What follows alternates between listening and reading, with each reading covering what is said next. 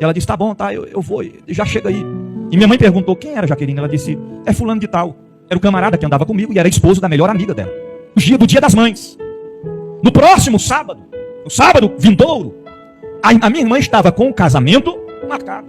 Ela já tinha a casa toda mobiliada, tudo pronto, tudo arrumadinho, esperando chegar o dia do casamento. E este camarada que telefonou para ela, que era esposo da melhor amiga dela, havia se apaixonado pela minha irmã. E ninguém sabia, nem eu sabia.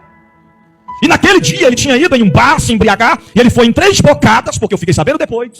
Comprou muita droga para se drogar, e ele disse, se ela não for minha, ela não vai ser demais. Aí ele montou um esquema, uma estratégia.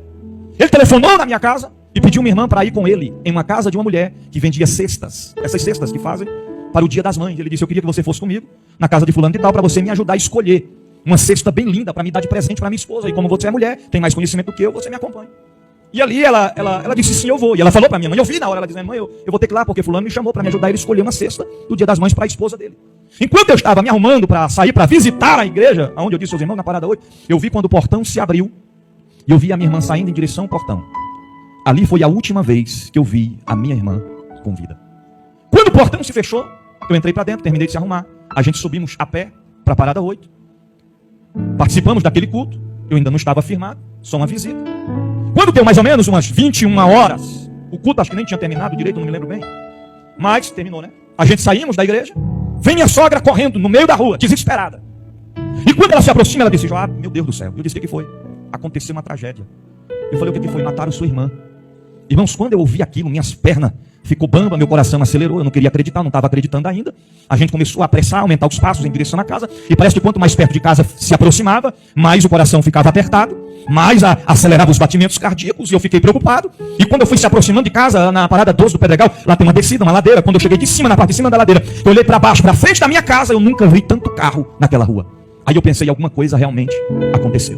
Quando eu entrei, que eu cheguei, alguns pastores já vieram, me abraçaram e me levaram para dentro. Pela primeira vez, eu nunca tinha visto, pela primeira vez, eu vi o meu pai chorando como uma criança. E ele me abraçou e disse, meu filho, aquele camarada que eu te disse para não andar com ele tirou a vida da sua irmã. A minha mãe em lágrimas, sendo amparada pelos irmãos da igreja, a família em pranto, em choro. Eu fiquei sem ação naquele momento. A maior preocupação da minha mãe era que eu fosse me vingar. E de notório que o portão não parava de pessoas me chamando. Amigos que eram da época da malandragem. Oferecendo armas. Oferecendo... O bispo, como isso aconteceu? A minha irmã foi ao encontro dele. Por volta das 6 horas, 6:30 da tarde. Já estava escurecendo. Há mais ou menos 2 ruas acima da casa onde a gente mora. Quando ela chega até aquele lugar e ela se encontra com ele em uma esquina. Ele já pega, dá uma gravata nela. Sai arrastando ela no meio da rua. Os sandálios ficam no chão. A bolsa fica para trás. E quando chega numa ladeira, um terreno baldio, eles já começam a entrar em luta corporal. Ele pega ela, porque um homem com uma estrutura física não consegue, né, uma mulher vencer. Ele lança o corpo dela na cerca. Ali já ficam marcas em seus braços. Do arame farpado. Ele pega, vai com ela para o terreno baldio, começa uma luta corporal. E ele começa a enforcá-la e bater com a sua cabeça em uma pedra, no chão. E ela entrou em óbito por asfixia mecânica. Ou seja, ele enforcou ela a ponto dela não conseguir respirar. E os seus pulmões estourarem.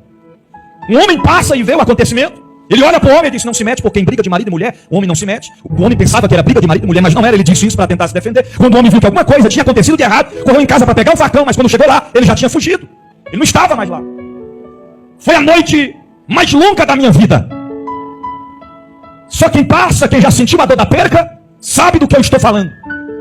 Eu lembrei naquele momento que há tempos atrás eu pensava comigo e dizia, poxa, a minha família tem uma proteção de Deus. Porque eu nunca perdi alguém da minha família próximo de mim.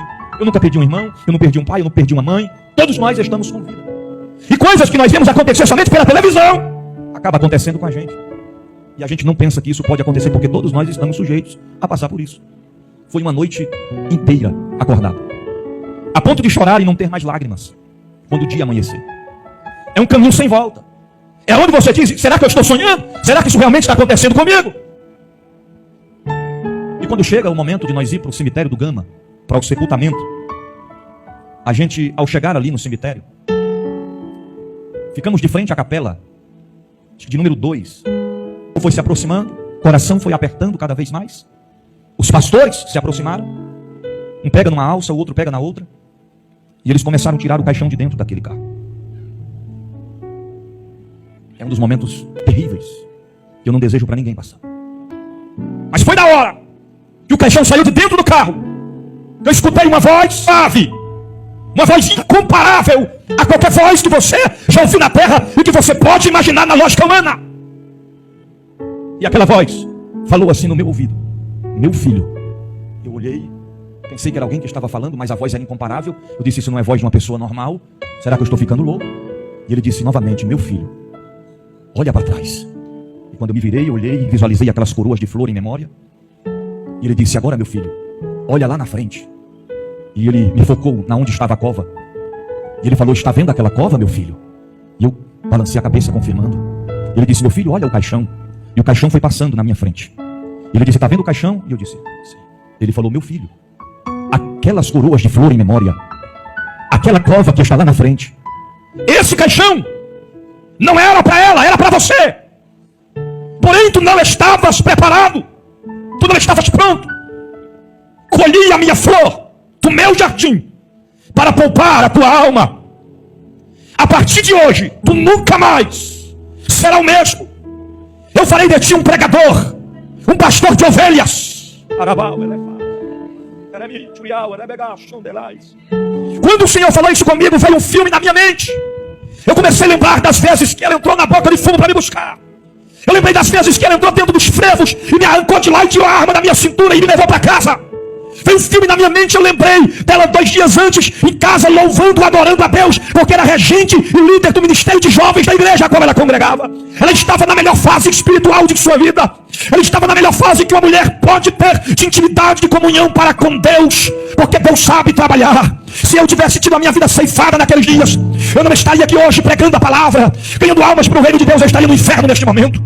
Mas Deus nunca perde, irmão. É por isso que às vezes nós não entendemos. Nós olhamos e dizemos: Senhor, eu não entendo o teu propósito, eu não entendo o teu objetivo, eu não entendo o teu querer. Porque tantas pessoas perversas neste mundo, e o Senhor não permite que são ceifadas, e pessoas boas, pessoas honestas, que servem a Deus, que têm uma vida de retidão, o Senhor colhe. É porque em tudo Deus tem um propósito. Tudo tem o seu tempo determinado. Há tempo de chorar, mas há tempo de sorrir. Josué capítulo 21, versículo 45 diz: de todas as boas promessas do Senhor à nação de Israel, nenhuma delas falhou, todas se cumpriram.